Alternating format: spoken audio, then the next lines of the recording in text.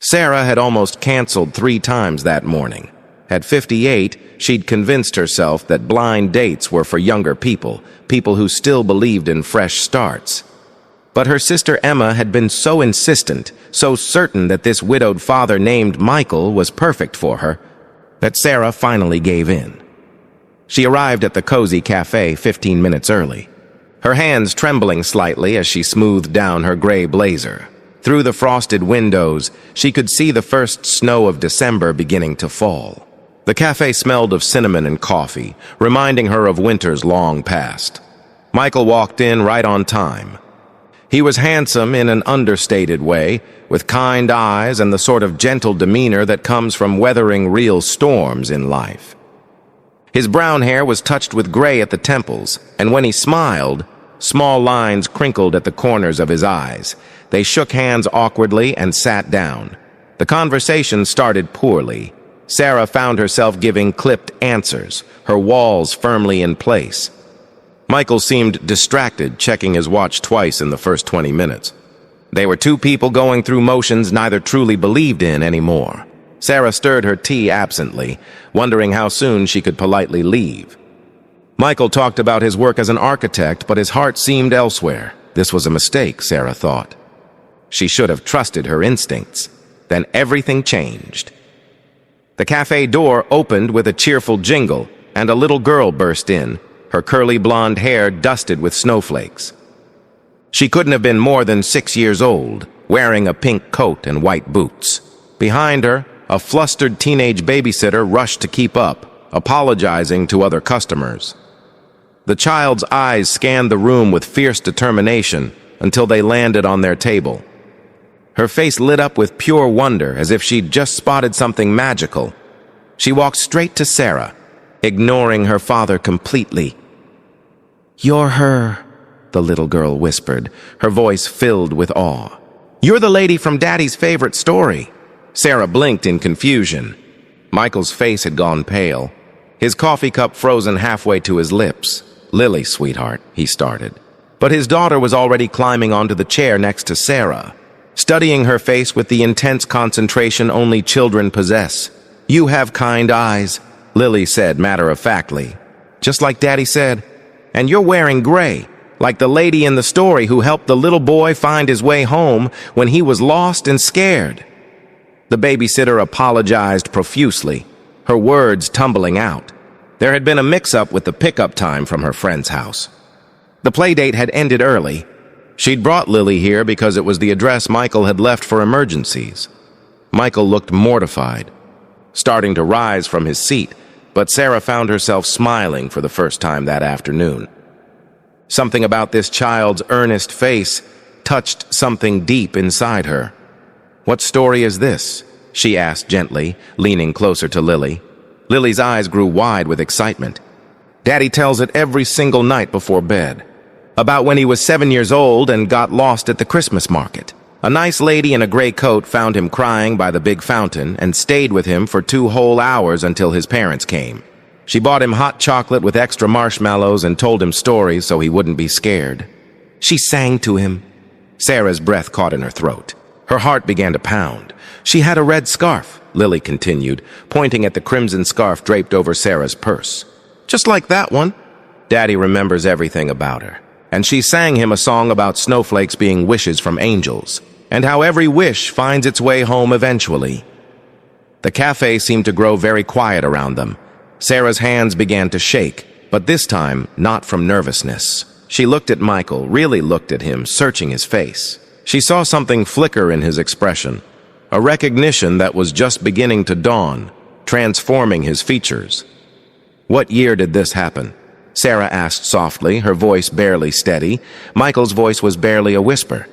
"December 1974. I was 7 years old. The Christmas market in Boston, near the old pavilion that isn't there anymore." Sarah closed her eyes. The memory came flooding back so vividly, she could almost feel the cold air on her face. That frightened little boy with brown hair and tear-streaked cheeks, wearing a blue winter coat that was too big for him, his small body shaking with sobs. She'd been 17, shopping for her mother's birthday present when she'd found him. "You had a toy soldier," she said quietly, opening her eyes. in your pocket.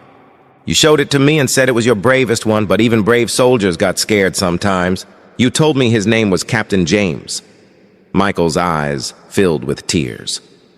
"You stayed with me," he said, his voice breaking with emotion. "You missed your bus home. Your mother was expecting you for dinner. You told me about how stars were really just holes in the floor of heaven, where the light shines through to remind us we're not alone. You made me believe everything would be okay. You promised the snow would help my parents find me because it makes everything bright." Lily looked between them with pure delight, bouncing slightly in her seat. "I knew it was you. I just knew it!" Daddy says that lady taught him the most important thing he ever learned.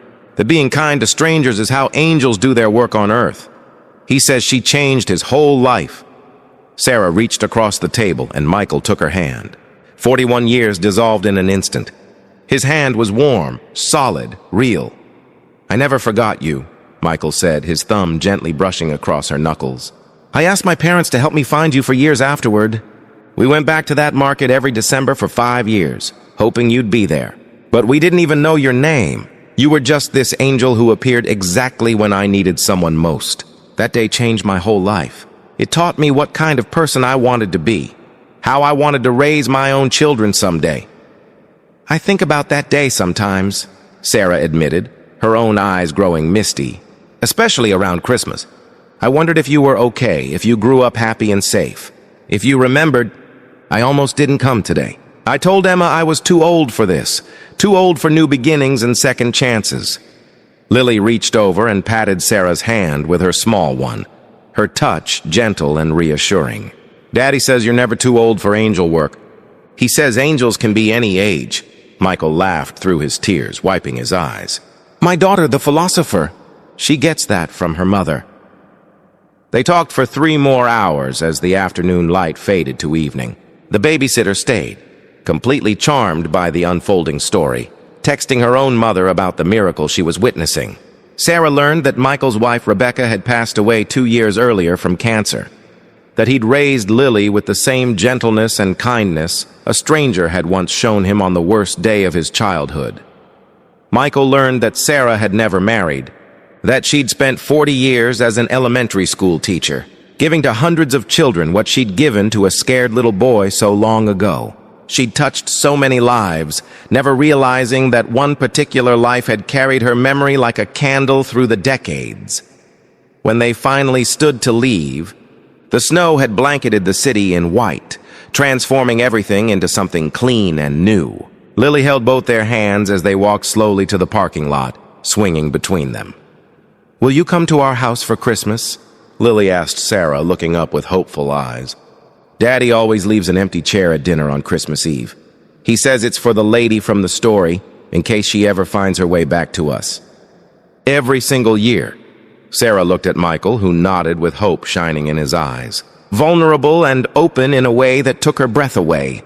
"I'd like that very much," she said, her heart fuller than it had been in years. Sometimes the smallest acts of kindness ripple forward through time in ways we cannot imagine.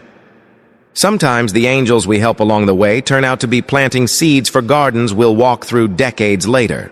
And sometimes, when we think it's too late for magic, when we've convinced ourselves that our best days are behind us, life proves that love has its own perfect timing. Sarah had thought she was too old for blind dates. What she learned was that she was exactly the right age for miracles. Some stories don't end, they just wait patiently for the next chapter to begin. If this story touched your heart, please like, share, and subscribe. Leave a comment below about a moment when kindness came back to you in unexpected ways. Your stories inspire us all.